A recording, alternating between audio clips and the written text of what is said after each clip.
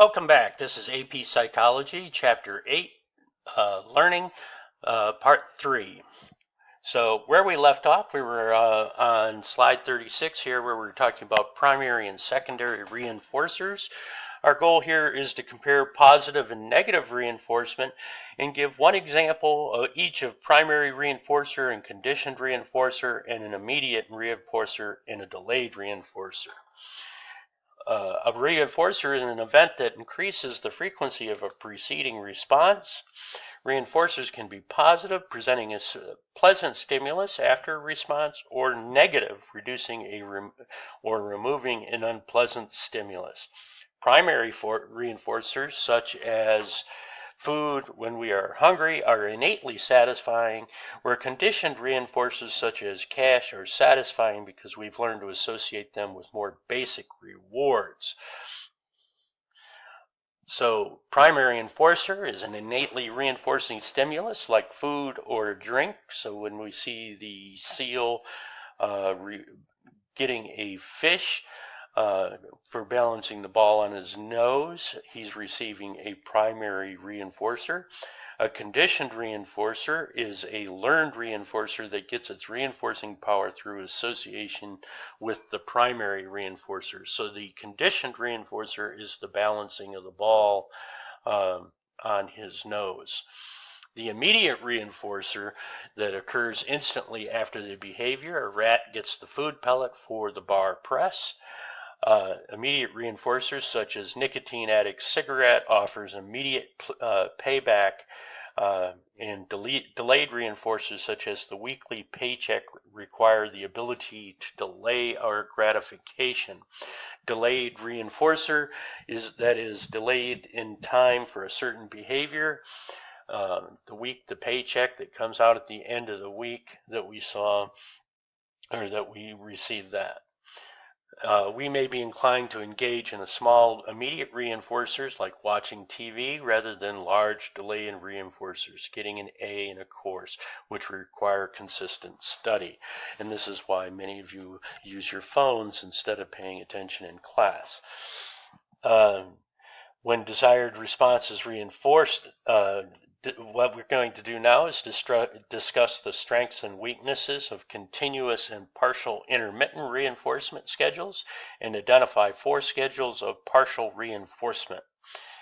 When desired response is reinforced, every time it occurs, continuous reinforcement is involved. Learning is rapid, but so is extinction if reward cease.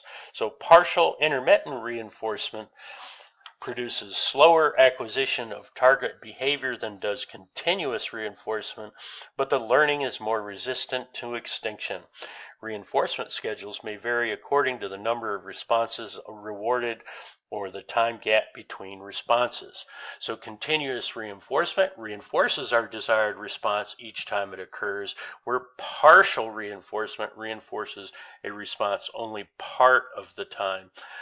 Though this results in slower acquisition, beginning it shows greater resistance to extinction later on. So partial reinforcement tends to be better. Fixed ratio schedule reinforces a response only after a specified number of responses, piecework pay. So oftentimes they use this in factories as bonuses, that you will get an extra pay for every so many products that you produce. And then they set this number at a higher than expected ratio so that you will produce more goods. That's the plan. In fixed ratio schedules, they reinforce after a set number of responses. Variable schedules provide reinforcers after the unpredictable number of responses. Fixed interval schedules, on the other hand, reinforce first response after a fixed time of interval, and variable interval schedules reinforce the first response after varying time intervals. So variable ratios reinforces a response after an unpredictable number of responses. This is hard to extinguish because of its unpredictability. Behaviors like gambling and fishing are examples of variable ratios, where people are always putting the coin into the slot machine because they figure that maybe this time it will pay out. And So our fixed interval schedules come in where we reinforce a response only after a specified time has elapsed, preparing for an exam only when the exam draws close. And this is what a lot of you do. You don't do your homework or your study guide until the day it is due, and this is your fixed interval schedule that you know that the study guide's not due until exam or until test day, so you turn in you don't even work on it until the day of or the night before the test, which kind of defeats the whole purpose of the assignment. Variable interval schedule reinforces a response at unpredictable time in intervals which produce slow and steady responses. And so the variable interval schedule would be when teachers do these pop quizzes to try to keep you reading all the time or preparing for class at all times. Okay, and so here you see the effectiveness of the schedules of reinforcement as this graph displays. So punishment is an aversive event that decreases the behavior it follows. Positive punishment is when you administer an aversive stimulus, a spanking or a parking ticket. So anytime this is where that positive comes in, is something that is being added into the program. Negative punishment is when you withdraw a desirable stimulus. Time out from privilege, such as time with friends, a revoked driver's license, the removal of your phone, perhaps.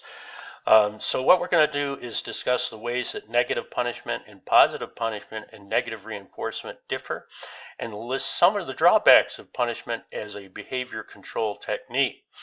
Punishment attempts to decrease frequency of a behavior.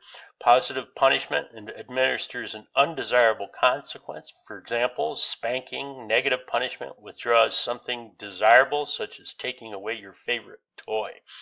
Negative reinforcement, such as taking an aspirin, removes something undesirable, such as a headache, to increase the frequency of behavior. Punishment is not simply the logical opposite of reinforcement, for it can have several undesirable side effects, including suppressing rather than changing unwanted behaviors, teaching aggression, fear, and fostering feelings of helplessness. Although there may be some justification for occasional punishment, Lazarlier and Baumrind in 2002 discovered that it usually leads to negative effects, and what they discovered in their study was that it resulted in unwanted fears, that people feared the punishment more than the behavior, and conveys no information to the organism. It is merely punishment. It doesn't really teach that why the undesirable behavior is undesirable. Oftentimes, like with spanking, it justifies pain to others. So if I spank you, then that leads you to come to the conclusion that I can invoke pain on you, and then in turn you can invoke pain on others if you do not get the behaviors that you wish. It also causes unwanted behaviors to reappear in its absence. For instance, your parents punish you for smoking or lying, and so you smoke only in private, or you lie to avoid the punishment.